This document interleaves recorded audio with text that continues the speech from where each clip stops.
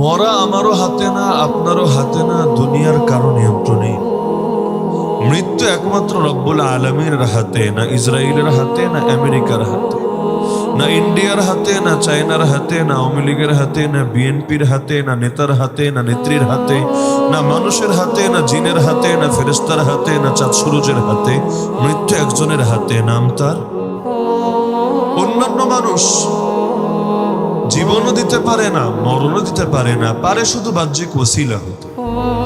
যেমন ইব্রাহিম আলাইহিস সালাম যখন নমরুদের সামনে দাঁড়িয়ে বলেছিলেন, আমার রবের পরিচয় রব্বি আল্লাযী ইউহয়ী ওয়া ইউমীত, আমার রব তিনি যিনি জীবন দেন এবং যিনি মরণ দেন। নমরুদ বলল, জীবন তো আমি দেই, মরণ তো আমি দেই, আনা উহয়ী ওয়া উমীত। কিভাবে? জেল থেকে 2 কয়েদি এনে একজনকে ছেড়ে দিল, একজনকে মেরে ফেলল। বলল, এই যে জীবন দিলাম, এই যে মরণ দিলাম। কিন্তু বাস্তবে জেল থেকে কোনো আসামিকে ডেকে এনে ছেড়ে দেওয়াকে জীবন দেওয়া বলে না, আবার জেলে কোনো আসামিকে মৃত্যুদণ্ডে দণ্ডিত করাকেও মরণ দেওয়া বলে না। কারণ যে জীবন প্রাপ্তই ছিল না তারে আবার জেলে ঢোকায় কেন? যারা বিয়েই করেন নাই, বাচ্চাই হয় না এখনো, আমি যদি একেবারে কঠিন চ্যালেঞ্জ নিয়ে নামি, আপনার বাচ্চারে আমি জেলে ঢুকিয়েই ছাড়বো। কেমনে ঢুকাবো? বাচ্চাই তো নাই, যার জীবনই নাই, যার অস্তিত্বই নাই, তারে আবার জেলে ঢোকায় কেমনে? আগে তো জীবন পায়, তারপর না জেলে ঢোকায়। তো নমরুদ বলছে, আমি জীবন দেই। কেমনে? আরে ও তো জীবন প্রাপ্ত আগেই ছিল, আর যে জীবন প্রাপ্ত আছে তারে আবার জীবন দেয় কেমনে? জীবন তো তারে দেওয়া যায় যার জীবন নাই, যার আছে তারে আবার দেয় কিভাবে? তো এখন তিনি যখন দেখলেন এভাবে বোঝানো যাবে না, কারণ দুনিয়ার বাতিল এমনি ওদের লাইনে যত চালুমাল হোক না কেন, নমরুদ যেন তেন চালু হলে তো আর রাজা হয় নাই, বাদশা হয় নাই। রাজাদের মাথায় তো এই পরিমাণ বুদ্ধি থাকে, হাজার হাজার প্রজারে নিয়মিত ভেজে খেতে থাকে। তো রাজনীতিবিদদের মাথা তো অন্যান্য মানুষদের মাথার চাইতে বেশি স্ট্রং হয়, এটাই স্বাভাবিক। আর সে রাজা, যদি সে বলদি হয়, তাহলে কোন ফাঁকে তারে মেরে নতুন আর একজন রাজা হবে? এর তো কোনো ইয়ত্তাই নাই। তো এখন তার লাইনে সে মহাপণ্ডিত, কিন্তু দ্বীনের লাইনে একেবারেই মহাপণ্ডিত। আজকাল অনেকে এমন আছে না, দুনিয়ার লাইনে বহুত বোঝে, বড় বড় ডিগ্রি, বড় বড় সার্টিফিকেট তার আছে, সমাজও তাকে বুদ্ধিজীবী বলে জানে, কিন্তু ইসলামের বেসিক কথা, মূল কথাগুলোই তার মাথায় ধরে না, তার বোঝে আসে না। কোরআন পড়ে ঠিকই, কিন্তু কি দিয়া যে কি বোঝে আর কি বোঝে না তাও বোঝে না। এক শ্রেণীর মানুষ হলো বোঝে না, আর এক শ্রেণীর মানুষ কি যে বোঝে না তাও বোঝে না, কিন্তু নিজেরে মনে করে সবচাইতে বড় বুঝমান, এর চাইতে বড় বুঝমান যেন দুনিয়ার বুকে দ্বিতীয় একটাও হয় না। এমন লোক আছে নাকি? তো তিনি যখন দেখলেন এই যুক্তিতে কাজ হবে না, তখন এমন একটা যুক্তি দিলেন যেটা খণ্ডন করা। নমরুদ কেন? দুনিয়ার কারো সাধ্যের কথাই না। বললেন, আমার রব তো পূর্ব দিক থেকে সূর্য ওঠায়, পশ্চিম দিকে ডুবায়, তুমি মাত্র একবার, ফাতি বিহা মিনাল মাগরিব ওয়াল আমরু লা ইয়াক্তাজি তাকরার, তুমি মাত্র একবার পারলে পশ্চিম থেকে সূর্য ওঠাও দেখি। এখন সূর্য তো আর জেলের আসামি না, ডেকে এনে ইচ্ছা মতো বানায় দিবে। রিমান্ডে মাইটের খায়া সূর্য বেচারা বলবে, স্যার আর মাইরেন না, কোন দিক দিয়ে ওঠা লাগবে তাড়াতাড়ি বলো। পূর্ব, পশ্চিম, উত্তর, দক্ষিণ, ডান, বাম, যেদিক দিয়ে বলবেন আগামীকাল সেদিক দিয়ে উঠে যাব। এখন সূর্যের লগে তো আর গুন্ডামি আর মাস্তানি চলে না। ফাবুহিতাল্লাযী কাফার, তাই তার লাজবাব হয়ে যাওয়া ছাড়া কোনো উপায় নেই। তো বলছিলাম, হায়াত মত কার হাতে? পৃথিবীর কোনো বুলেটের গায়ে যদি আমার নাম লেখা না থাকে, আর দুনিয়ার কাফের মুশরিকরা হাজার হাজার বুলেট আমার দিকে ছুটতে থাকে, তবু একটা বুলেটও আমাকে পৃথিবী থেকে বিদায় করতে সক্ষম হবে। তো হায়াত মৌতের মালিক যেহেতু আল্লাহ, আল্লাহ বলে দিলেন, মুসলমান না হয়ে ময়ূর না। এখন মরা তো আমার হাতেই না, আমার হুজুরের হাতে না, আমার পীরের হাতে না, আমার বাপের হাতে না, আমার মায়ের হাতে না। তো এখন কখন মরবো তাই তো জানি না। যদি জানতাম, কেয়ামত 2 রকম হয়। এক কেয়ামত হলো গোটা জগতের কেয়ামত, সকল মানুষের কেয়ামত, যেটাকে আপনারা কেয়ামত হিসাবে চেনেন। কিন্তু নবীর ভাষ্যে আরেকটা কেয়ামত আছে, ইদা মাতাল ইনসান কামাত কিয়ামাতুহু, যখন মানুষ মরে তার নিজের কেয়ামত তখনই শুরু হয়ে আসে। এজন্য ওসমান রাদিয়াল্লাহু তাআলা আন, তিনি যখন কোনো কবরের পাশ দিয়ে যেতেন, কাঁদতে কাঁদতে কাঁদতে দাড়ি পর্যন্ত ভিজিয়ে ফেলতেন, সঙ্গীরা পেরেশান হয়ে যেত। তাকে জিজ্ঞেস করলো, ইয়া আমিরুল মুমিনিন, জান্নাত জাহান্নামের কথা শুনলে আপনি এত কাঁদেন না, কিন্তু কবরের পাশ দিয়ে গেলে আপনার কান্নাই যেন থামে না, এর কারণ কি? তিনি জবাব দিয়েছিলেন, আরে যখন মানুষ মারা যায় তার প্রথম কেয়ামত এই কবরেই শুরু হয়। এই কবরে যে পাশ, পরের সবগুলো ধাপেও সে পাশ করতেই থাকে, আর কবরেই যে ধরা খেয়ে যায়, পরের ধাপগুলো তার জন্য বড় কঠিন আর কঠিন। তো এখন আমার কিয়ামত শুরু যখন আমার মরণ, আর গোটা জগতের যখন ধ্বংস আর মরণ, তখন গোটা জগতের কিয়ামত।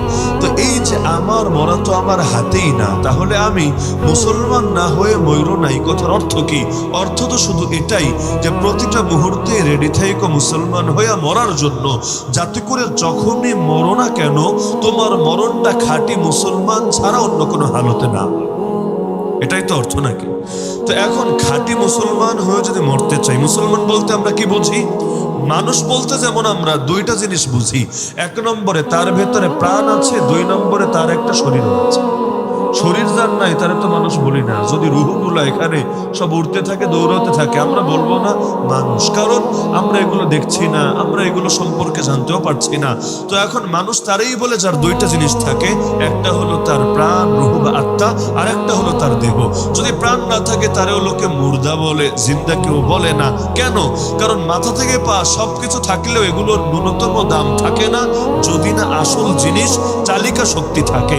যত দামে গাড়ি হোক, গাড়ি তো আছে, চালানোর মতো কেউ নাই। এই গাড়ি দিয়ে কি হবে? লাইট ফ্যান সবই তো লাগানো আছে, কারেন্ট খালি নাই, লাইট ফ্যান দিয়ে কি হবে? তো প্রতিটা জিনিসের মূল একটা ব্যাপার থাকে। মাইকগুলো মনে করেন সেট করে রেখেছে, খালি লাইনটা দেয় নাই। তো এখন হাজার হাজার মাইক সেট করে রেখে কি হবে? তো এখন মানুষের মধ্যে প্রাণটা হলো মূল, আর দেহটা হলো এর জন্য জরুরি একটা বিষয়। এখন প্রাণ যদি না থাকে, দেহ যদি পুরাও থাকে, এর কোনো দাম থাকে না। একইভাবে মুমিন কাকে বলে, মুসলিম কাকে বলে? এখন মুমিন আর মুসলিম শব্দগুলোর আবার একাধিক অর্থ আছে। ইযা ইসতামা ইফতারাকা ওয়া ইযা ইফতারাকা ইসতামা। আমরা সাধারণভাবে মুসলমান বলতে বুঝি যার ভেতরে ঈমান আছে, বাইরে আমলও আছে। নাকি আপনারা ভিন্ন কিছু বুঝেন? ভেতরে যদি ঈমান না থাকে, বাইরে যদি আমল করতে করতে কপালে দাগ ফেলে দেয়, বাইরে আমল করতে করতে গোটা জীবনটা কাটায় দেয়, তাকে মুসলমান হিসেবে জান্নাতে দিবেন না, নাকি জাহান্নামে দিবেন? কাদিয়ানিরা নামাজ পড়ে না, হিজবুত তাওহীদরা রোজা রাখে না, আহলে কোরআনরা হজে যায় না, কিন্তু আপনাদের কি ফতোয়া কাদিয়ানিরা জান্নাতি, হিজবুত তাওহীদরা জান্নাতুল ফেরদাউসের অধিকারী? না, বরঞ্চ আপনাদের ফতোয়া এটা, সারা জীবনও যদি সেজদায় লুটিয়ে পড়ে থাকে ওরা জাহান্নামী, জাহান্নামী, জাহান্নামী। যদি তওবা না করে, ঈমান কবুল না করে, তাহলে ওরা যদি মারা যায় এই অবস্থায় নিঃসন্দেহে ওরা জাহান্নামী। এমনকি যারা বেদাতি, কিয়ামতের দিন রাসূলুল্লাহ সাল্লাল্লাহু আলাইহি ওয়াসাল্লাম যখন হাউজে কাউসারে অপেক্ষায় থাকবেন উম্মতের জন্য, নবীর সামনে আকাশে যত বেশি তারা, তার চাইতেও বেশি পেয়ালা থাকবে উম্মতের মুখে পানি পান করানোর জন্য। বহু বেদাতি নবীর দিকে আসতে থাকবে বুক ভরা আশা নিয়ে। আল্লাহ রাসূলকে তখন গায়েব থেকে বলা হবে, খবরদার, ওদের মুখে আপনি পানি দেবেন না। ইন্নাকা লা তাদরি মা আহদাসু বাদাক। আপনি জানেন না আপনার পরে ওরা ইসলামের মধ্যে নতুন নতুন কত বেদাত আবিষ্কার করেছে। বেদাতের মুখে আপনি পানি দেবেন না। কুল্লু মুহদাসাতিন বিদআ ওয়া কুল্লু বিদআতিন দালালা। ইসলামের নামে যাই নতুন আবিষ্কার হয় সেটা বেদাত, আর প্রতিটা বেদাতি গুমরাহি, আর প্রতিটা গুমরাহির পরিণতি জাহান্নাম। তো এখন মুসলমান বলতে আমরা এটাই বুঝি, ভেতরে ঈমান আছে আর বাইরে আমলও আছে। কবরের 3 প্রশ্নের একটা প্রশ্নই তো ধর্ম নেই। আমা দীনুক, তোমার ধর্ম কি? জবাব দিবে মুমিন ব্যক্তি, দীনি আল ইসলাম, আমার দিন হলো ইসলাম। এখানে ইসলাম মানে খালি বাইরে বাইরে আমল আছে তা তো না, বরং ভেতরে আকীদা আছে, ঈমান আছে, বাইরে সে অনুসারে আমলও আছে। তা আমাকে বলেন, মুসলমানের তো 2 যোগ্যতাই থাকতে হয়, 1 নম্বরে ঈমান, 2 নম্বরে আমল। তবে এর মধ্যে বেশি জরুরি কোনটা, আমল নাকি ঈমান? কি ইখতিলাফ আছে কারো এই বিষয়ে? আমল বেশি দামি নাকি ঈমান বেশি দামি? যদি এমন হয় ঈমান নাই আমল আছে, সে জান্নাতি না জাহান্নামী? আর যদি এমন হয় আমলে ঘাটতি আছে, তবে ঈমান ঠিক আছে। ঈমান ঠিক আছে মানে ঈমান এনেছে, যদিও ঈমান দুর্বল আমল না থাকার কারণে, এই ব্যক্তি একদিন না একদিন হলেও সে কি জান্নাতি কিনা? নিঃসন্দেহে সে জান্নাতি। রাসূল বলেন, মান মাতা ওয়া হুয়া ইয়ালামু আন্নাহু লা ইলাহা ইল্লাল্লাহ দাখালাল জান্নাহ। যে ব্যক্তি মারা যাবে এমন অবস্থায় তার ভেতরে আকীদা ছিল, সুনিশ্চিত জ্ঞান ছিল, এক আল্লাহ ছাড়া দ্বিতীয় কোনো মাবুদ নাই, ইলাহ নাই, সে জান্নাতে যাবেই যাবে। তো এবার চিন্তা করেন, শয়তান তো আমাদের পেছনে মেহনত করে নাকি করে না?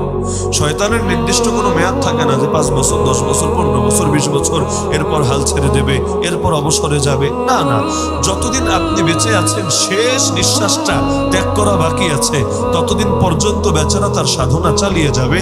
একজন মানুষও যদি ঈমান নিয়ে কবরে চলে যায়, ওর ভেতরে দাউ দাউ করে চলতে থাকে আর পড়তে থাকে, সে সবচেয়ে বড় সফলতা মনে করে। অন্তত শেষ টাইমে হলেও যদি বেঈমান বানিয়ে ছাড়তে পারে। তো শয়তান আমাদের পেছনে যে মেহনত করে, আগেরটা বুঝলে এটাও বুঝবেন, 2 লাইনেই নিঃসন্দেহে মেহনত করে। কিভাবে আমল নষ্ট করা যায় এই মেহনত করে, কিভাবে ঈমান নষ্ট করা যায় সেই মেহনত করে। তবে এই দুটোর মধ্যে শয়তানের বেশি চেষ্টা থাকবে কোনটা নিয়ে বলেন দেখি? ঈমান নিয়ে। এই তো মাশাআল্লাহ। কেন? গাছের ডালও কাটা যায়, গাছের শিকড়ও কাটা যায়। ডাল কাটলে ডাল আবার হবে, শিকড় কাটলে গাছটাই মরে যাবে। আমল এক লাইনে শয়তান কমাবে, তাতে কি আর এক লাইনে হয়তো বেড়ে যাবে। কিন্তু ঈমানটারই যদি শেষ করে দিতে পারে, আমল থাক না, কোনো ব্যাপার না, ও তো জাহান্নামী হবেই। আমার নবী সাল্লাল্লাহু আলাইহি ওয়াসাল্লাম বলেছেন তার উম্মত ভাগ হবে 73 দলে। প্রসিদ্ধ হাদিস, ইন্না বানি ইসরাঈল ইফতারাকাত আলা 72 মিল্লাহ ওয়া সাতাফতারিকু উম্মতি আলা 73 মিল্লাহ। আচ্ছা, নবীর উম্মত বলে কাদেরকে? ঈমানদারকে না বেঈমানকে? নবীর উম্মত কি বেঈমানরা নাকি ঈমানদাররা? তো ঈমানদারদের ভাগ কয়টা? 73টা। এর মধ্যে নবী বললেন জাহান্নামে যাবে এক দল। কয় দল? কয় দল? আর জান্নাতে যাবে মাত্র এক দল। আমি জিজ্ঞেস করছি কেন জানেন? আমি তো বাইরেও বলেছি যে বানিয়াচঙে নতুন করে ওয়াজ শোনানোর কিছু নাই। যেই পরিমাণ ওয়াজ এক জীবনে আপনারা শুনেছেন, এখন আপনারা এখানে বসাইয়া দিলেন, কম বেশি সবাই বয়ান করতে পারবেন ইনশাআল্লাহ। কোনো কন্টাকি ফন্টাকি লাগবে না, কন্টাক্ট ছাড়াই এক বানিয়াচঙের লোকেরাই বয়ানের ময়দানে নামলে বয়ানের ময়দান পুরো হয়ে যাবে ইনশাআল্লাহ। তো এখন আমি শুধু স্মরণ করিয়ে দিচ্ছি, ওয়াযাক্কির ফাইন্না যিকরা তানফাউল মুমিনিন। কোরআনে আল্লাহ আদেশ করেছেন, হে নবী স্মরণ করিয়ে দেন। স্মরণ করিয়ে দিলে মুমিনের বড় উপকারে আসে। তো তাকরার করছি, আমাদের উস্তাদদেরকে সামনে রেখে সবক দেওয়ার মতো হিম্মত আর যোগ্যতা আমাদের নেই, জাস্ট তাকরার করছি, স্মরণ করিয়ে দিচ্ছি, যাতে আমারও ফায়দা হয়, আপনাদেরও ফায়দা হয়। তো নবীর উম্মত তো ঈমানদাররা না বেঈমানরা? আচ্ছা, বেঈমান তো না বুঝলাম, ঈমানদার। তো ঈমানদার হয়েও 72 দল হবে জাহান্নামী, মাত্র এক দল জান্নাতি। যদিও 72 দলের কেউ কেউ চিরস্থায়ী জাহান্নামী, কারণ ঈমানদার থাকলেও এমন কাম করেছে যে ঈমান আর বাকি থাকে নাই, ঈমান নিয়ে আর যেতে পারে নাই, দুনিয়ায় ওর নামটা বেঈমানের লিস্টে উঠে গেছে। আর কেউ কেউ এমন পুরোপুরি কাফের হয় নাই, তবে গোমরা ছিল, বেদাতে ছিল। তো এরা জাহান্নামে থাকলেও ঈমানের উসিলা, ঈমানের বরকতে একদিন না একদিন আল্লাহ ওদেরকে জান্নাতে দেবেনই দেবেন। তো যাই হোক, কম থাকার বেশি থাক, কিন্তু এই যে 72 জন জাহান্নামে যাবে, তো এখন এদেরকে মৌলিকভাবে সমস্যাটা কোথায় দেখা দেবে? সমস্যা কি ঈমানে নাকি আমলে? আমি বলবো মৌলিক সমস্যা ঈমানে, যার ফলাফল প্রকাশিত হয় আমলে। কারণ এই 72 দলের নাম দেখেন, শিয়া দেখেন, মুতাজিলা দেখেন, খারিজি দেখেন, জাবরিয়া, কাদরিয়া, মুরজিয়া, লাদরিয়া, হাসাউইয়া, কাররামিয়া, কত দেখা লাগবে আপনার? এক একটা কিতাব খুলেন, ফিরাকের উপর হাজার হাজার দলের নাম আপনি পেয়ে যাবেন। সবার মূল সমস্যা দেখবেন ঈমানে, যেটার ফল প্রকাশিত হয়েছে আমলে। কাদিয়ানীদের সঙ্গে আমাদের মূল দ্বন্দ্ব কি ঈমান না আমল? হিজবুত তাওহীদের সঙ্গে মূল সংঘর্ষ ঈমান না আমলে? এমনকি বেদাতীদের সঙ্গে, মূলধারার বেদাতীদের সঙ্গে আমাদের আসল ঝামেলা আমলে না, আসল ঝামেলা ঈমানে, যার ফলাফল প্রকাশ পায় আমলে। কারণ আমল হয় ঈমান অনুসারে, ঈমান সহি, আমল সহি, ঈমান ভেজাল, আমল ভেজাল। তো এখন দুই জিনিসের সমন্বয়ে যেহেতু গঠিত, আর এর মধ্যে দামি হলো ঈমান, আর আপনারাও একমত যেটা বেশি দামি, যেটা শিকড়, শয়তান সেটাকেই বরবাদ করার জন্য বেশি চেষ্টা চালাবে। তাহলে আমল নিয়ে তো মেহনত কম বেশি আমরা করি আলহামদুলিল্লাহ। নামাজ বলেন, রোজা বলেন, হজ বলেন, যাকাত বলেন, অনেক মাসালা আপনারা হয়তো আমার চাইতেও ভালো জানেন। কোন কাজ করলে নামাজ ভাঙে, কোন কাজ করলে রোজার কাজা কাফারা সবই লাগে, কোন কাজ করলে শুধু কাজা দিলে চলে, এরকম টুকটাক অনেক বিষয়ই জানেন। এমনকি ওযু নষ্ট হয় কি করলে, এটাও তো জানেন নাকি জানেন না? আপনার অবশ্যই জানেন। যদি বায়ু বের হয়, ধরেন আওয়াজই হইল না, বোম টোম ফুটে নাই, কোনো গন্ধ আসেনি, হালকা করে বের হয়েছে, ওযু কি আর করবেন নাকি আগেরটা দিয়ে চালায় নেবেন? কেন? আপনি মাসালা জানেন, গা থেকে রক্ত বের হয়ে গড়িয়ে পড়েছে, আপনি কি এমনি গিয়া নামাজে দাঁড়াবেন নাকি আপনি উজু করে নিবেন? এমনকি নামাজের মধ্যে কেউ যদি বেশি জোরে হাসে ফেলে, হ্যাঁ হ্যাঁ কইরা এমন জোরে হাসা শুরু করেছে, হাসি যেন থামেই না। অনেক সময় হাসি আবার অটো হয়ে যায়, থামে না তো থামেই না, ওরে গালি দেন, বকা দেন, বুঝান, থামে না। এমনকি এত হাসা হাসে আরেকজন দেখে ও হাসি থামাতে পারে না, হাসতেই থাকে হাসতেই থাকে হাসতেই থাকে। এই যে এখন এইরকম কেউ যদি কাহকাহা ভয়াবহ হাসি হেসে ফেলে নামাজের মধ্যে, আর নামাজও শেষ করে, নামাজ রুজুও শেষ, নতুন করে উজু করে আসতে হবে। তো এই যে আমলের লাইনে কোন কোন কাজ করলে আমল নষ্ট হয়, সব জানেন বা না জানেন, মোটামুটি অনেকগুলোই কিন্তু জানেন। আলহামদুলিল্লাহ, আলহামদুলিল্লাহ বলবেন না? কিন্তু যদি জিজ্ঞেস করি কোন কাজ করলে, কোন কথা বললে, কোন বিশ্বাস পোষণ করলে ঈমান নষ্ট হয়ে যায়, অধিকাংশ মানুষই এই প্রশ্নের সঠিক জবাব দিতে পারে না। আমলের লাইনে যতটুকু পারে, আমি বলছি 100% পারে, যতটুকু পারে, ঈমানের লাইনে ততটুকুও পারে না।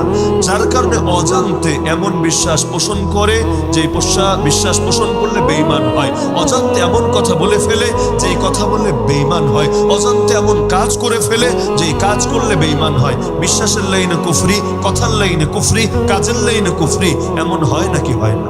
যে হাদিস পড়েছে নবী এখানে এই হুঁশিয়ারি দিয়েছেন, শোনো তোমরা দ্রুত আমল করে নাও, ফিতনা আসার আগে, অন্ধকার রাতের মতো যে ভয়াবহ ফিতনা আসবে এর আগেই জলদি জলদি আমল করে নাও।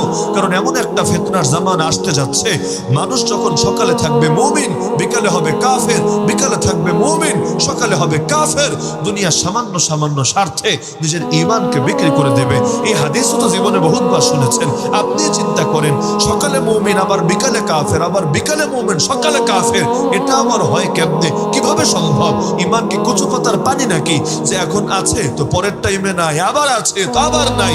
এর পেছনে অন্যতম একটা কারণ এটাও বটে, মানুষ আকীদার ব্যাপারে, তাওহীদের ব্যাপারে, ঈমানের ব্যাপারে, কুফর শুরুর থেকে সতর্কতার ব্যাপারে গাফেল হয়ে যাবে। যার কারণে কোন ফাঁকে যে ঈমান হারাচ্ছে, আবার যে কখন কালেমা পড়ে ঈমানটা তার নবায়ন হয়ে যাচ্ছে, এগুলোর দিকে তার নজরই থাকবে না। এই ব্যাপারে কোনো সচেতনতাই কাজ করবে। ওমা ইউমিনু আকসারুহুম বিল্লাহি ইল্লা হুম মুশরিকুন। অধিকাংশ মানুষের হালত এমন, আল্লাহর উপর ঈমান রাখে এমন অবস্থায় তারা শিরকে লিপ্ত থাকে। যদিও বলা হয়েছিল মক্কার মুশরিকদের ব্যাপারে, কিন্তু এই যুগের অনেকের ক্ষেত্রেও এই কথা ঠিক ভাবেই প্রযোজ্য হয়ে থাকে। এক লাইনে হয়তো ঈমান বড় পাক্কা, আর এক লাইনে পুরাই ধরা। যেমন যদি জিজ্ঞেস করি জীবন দিয়েছেন কে, বলবে আল্লাহ। যদি জিজ্ঞেস করি মৃত্যু কার হাতে, বলবে আল্লাহ। যদি জিজ্ঞেস করি খাওয়ায় কে, পড়ায় কে, বলবে আল্লাহ। যদি জিজ্ঞেস করি চাঁদ সূর্য নিয়ন্ত্রণ করে কে, বলবে আল্লাহ। এগুলো শুধু আপনারাই জবাব দিবেন আল্লাহ তা না, কোরআনে আছে। মক্কার মুশরিকরাও একে জবাব দিত, ওয়ালা ইন সাআলতাহুম মান খালাকাস সামাওয়াতি ওয়াল আরদ ওয়া সাখখারাশ শামসা ওয়াল কমারা লা ইয়াকুলুন্না আল্লাহ।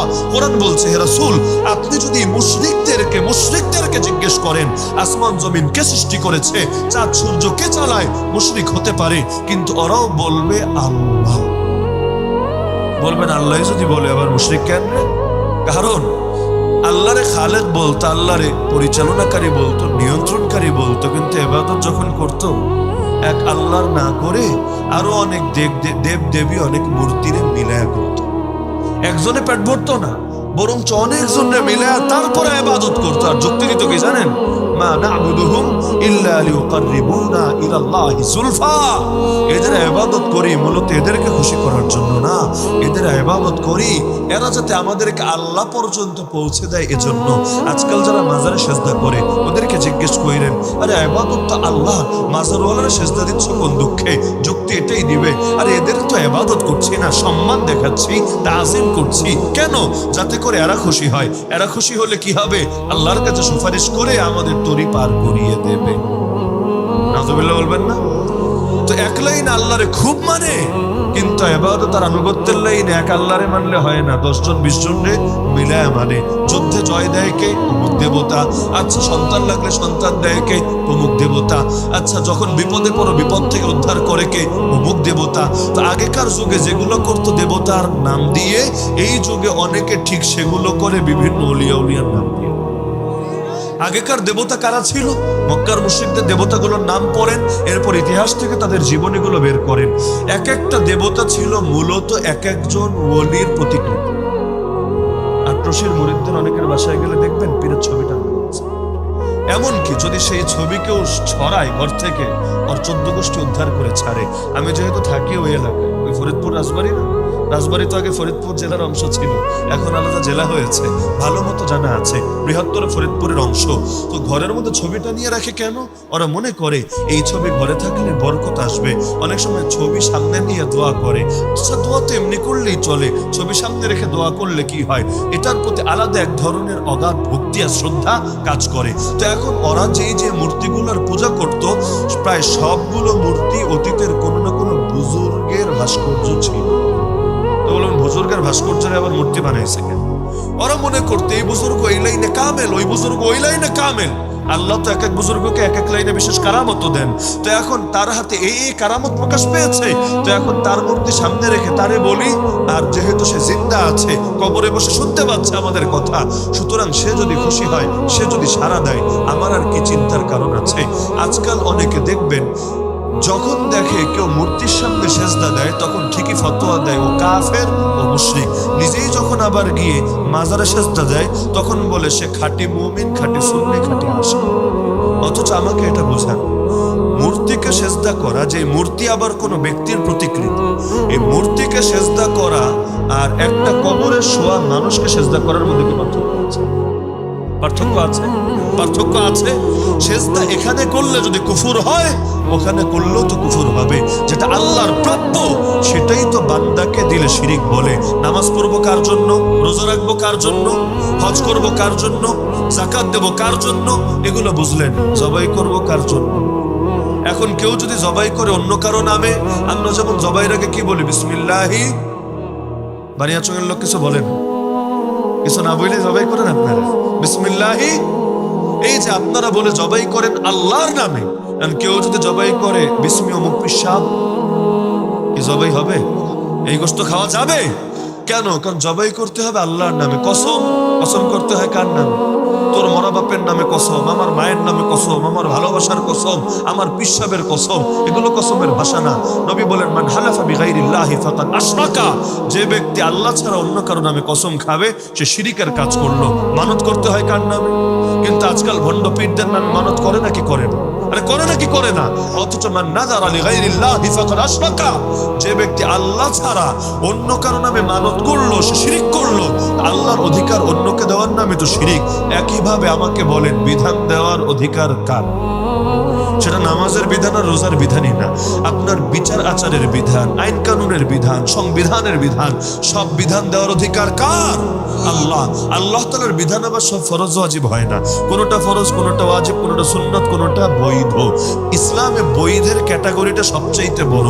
ফরজ আর কয়টা, ওয়াজিব আর কয়টা, সুন্নাত আর কয়টা? বৈধের তালিকা সবচাইতে বড়। বৈধ কি কি এটা যদি আমি লিস্ট করতে বলি, দুনিয়ার সব হুজুরের কলমের কালি ফুরায়া যাবে, কিন্তু তালিকা করে শেষ করতে বলবো। আল আসলু ফিল আশিয়াই আল ইবাহা হাত্তা ইয়াতিয়া দালিলুত তাহরিম। প্রতিটা জিনিসের ক্ষেত্রে মূলনীতি হলো সেটা বৈধ যতক্ষণ না অবৈধতার দলিল পাওয়া যাবে। কচু শাক খাওয়া বৈধ, একটা আয়াত দেখান। লাউ শাক খাওয়া বৈধ বা লাউ খাওয়া বৈধ, একটা হাদিস দেখান। ইলিশ মাছ জাতীয় মাছ খেতে কি স্বাদ, কিন্তু এটার পক্ষে সাহাবীদের একটা বাণী দেখান, বলবেন হুজুর কিছু লাগবে না, এগুলো অবৈধ, এর কোনো দলিল তো পাই নাই, সুতরাং এগুলো বৈধ। তো বেশিরভাগ জিনিসই আল্লাহ তাআলা আমাদের জন্য রেখেছেন বৈধ করে। এটার তুলনায় ফরজ কম, ওয়াজিব কম, সুন্নাত কম, মুস্তাহাব কম। তো যেই লাইনে আল্লাহ তাআলা স্পেসিফিক কোন আইন কানুন চাপায়া দেয় নাই, বরঞ্চ বৈধ রেখেছে, সেখানে কোরআন সুন্নাহর মূলনীতি সামনে রেখে তুমি আইন বানাও গিয়ে, নিষেধের কিছু নাই। কিন্তু যেখানে আল্লাহ এবং তার রাসূল স্পেসিফিক কিছু দিয়ে দিয়েছেন, যেমন চোরের সাজা কি আল্লাহ দেন নাই?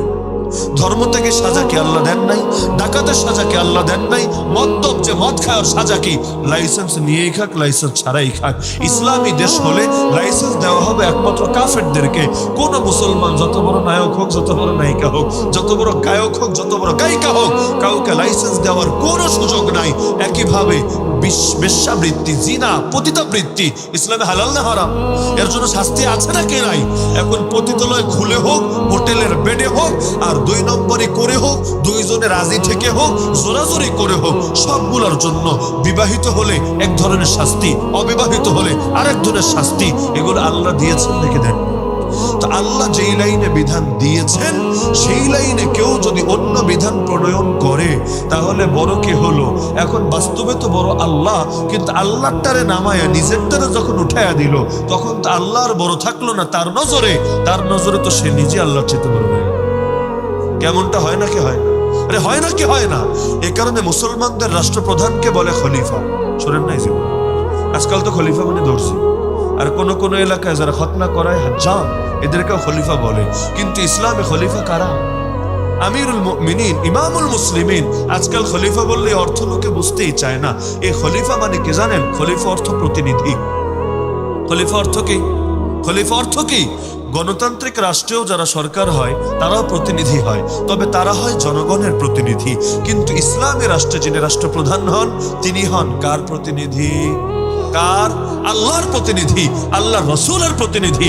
সুতরাং তার মূল কাজই হলো আল্লাহ এবং তার রসুল কি দিয়ে গিয়েছেন সেটাকে বাস্তবায়ন করা। কারণ আল্লাহ এবং তার রসুলের চাইতে উত্তম কিছু আমাদেরকে কেউ দিতে পারে নাই, দেওয়া সম্ভব না।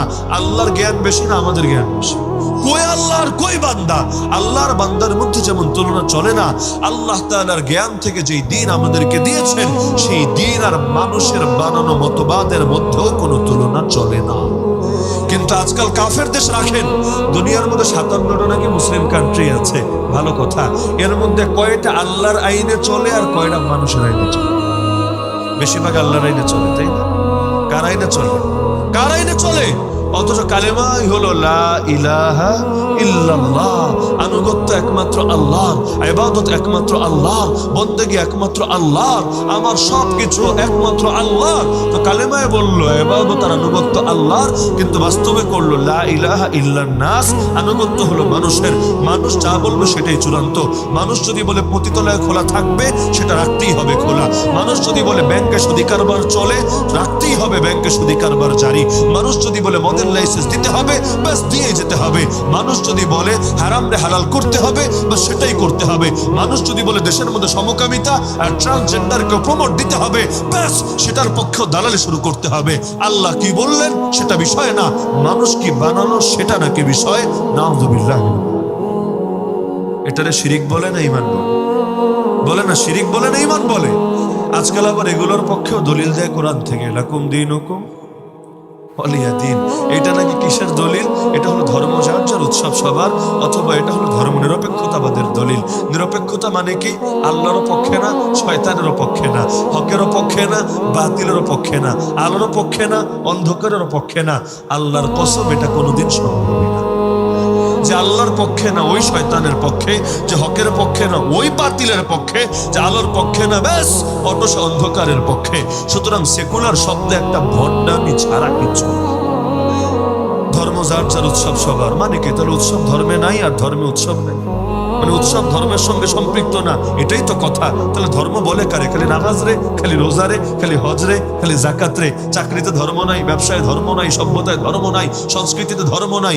উৎসব আরবিতে যেটাকে বলে ঈদ, সেটা যদি ধর্মের অংশই হয়ে থাকে তাহলে ধর্মের অংশ তো ধার্মিকের জন্য হবে, যে ধর্মই মানে না তার জন্য কিভাবে হবে? এটা তো সম্ভবই না।